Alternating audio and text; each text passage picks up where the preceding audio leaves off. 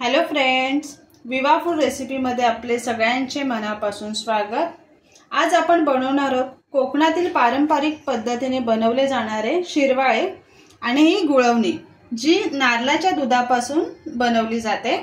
ह्यालाच केरळमध्ये इडियप्पम असे म्हटले जातं। तसेच हे आपण नैवेद्यासाठी सुद्धा वापरू शकतो, गोड पदार्थ गुळवणीचा। तर आपण ते कसं बनवायचं त्याला आपण त्याची रेसिपी बघूयात। इथे गुळवणीसाठी मी तांदळाचं पीठ घेतलेले आहे। हे मी पटनी तांदळाचं पीठ घेतलेले आहे। तुमच्याकडे जे अवेलेबल असेल सुगंधी बासमती ते तुम्ही घेऊ शकता। त्याच्यामध्ये मी 1 चमचा तूप घालून घेते आणि मीठ। हे व्यवस्थित मिक्स करून घेणार आहे मी आधी।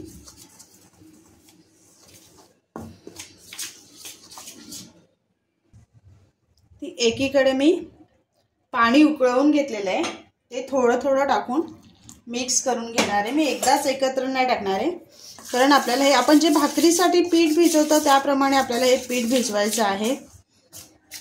त्यासाठी मी थोडं थोडं टाकून घेणार आहे आणि मिक्स करून घेते। इथे मी व्यवस्थित मिक्स करून घेतले पाणी टाकून, आणि ह्याला आता मी 5 मिनिटं झाकून ठेवणार आहे, कारण ते गरम आहे। वाफेमध्ये ते पीठ शिजलं जातं, याच्यासाठी मी 5 मिनिटं झाकून ठेवते। बघा, मस्त वाफेवरती शिजलेलं आहे आणि थोडं थंड पण होतं, त्याच्यामुळे काय होतं आपल्याला पीठ मळण्यासाठी सोपं होऊन जातं।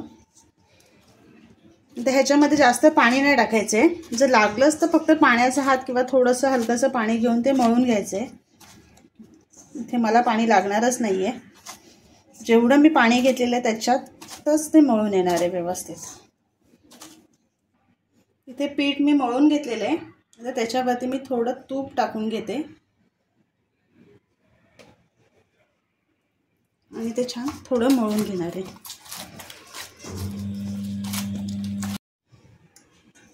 इथे पीठ मी तूप लावून मळून घेतलेलं आहे। हे तूप गावचं आहे, आमचं घरचं म्हशीचं तूप आहे। एकीकडे मी पातेलीमध्ये पाणी गरम करून घेतलेलं आहे। इथे मी अशी चाळण घेतलेली आहे, त्याच्यावरती केळीचं पान ठेवून घेतलेलं आहे। आता मी तुम्हाला दाखवते, हे चकलीचं भांडं आहे। ह्याला काय म्हणतात मला कमेंट करून सांगा प्लीज। आता ह्याच्यामध्ये मी काय करणार आहे, तांदळाचं पीठ आहे जे आपण मळून घेतलेलं आहे, त्याचे असे रोल करणार आहे आणि ह्याच्यामध्ये घालून घेणार आहे।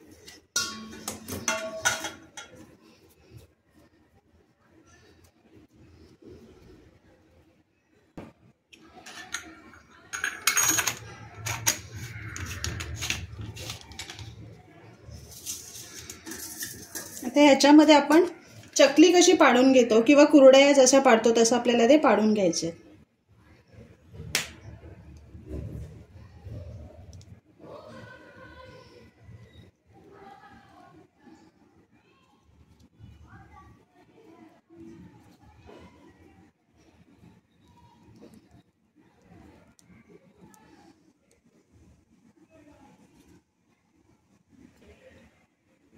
इथे सर्व मी असं करून घेतलेले आहे। आता आपल्याला जे गरम पाणी केलेले आहे त्याच्यावरती ठेवून शिजून घ्यायचे। आता ह्याच्यावरती झाकण ठेवून 15 मिनिटं आपल्याला ते वाफून घ्यायचे।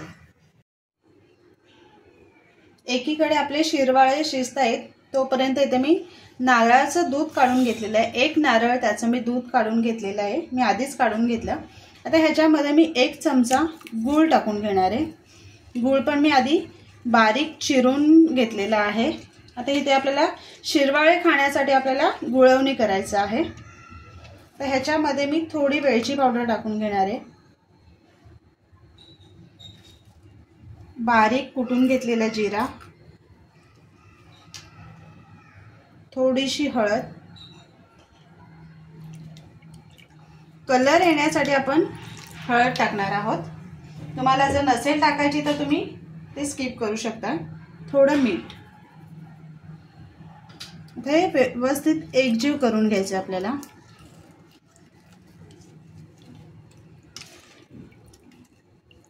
इथे तयार आहे आपला गुळवणी।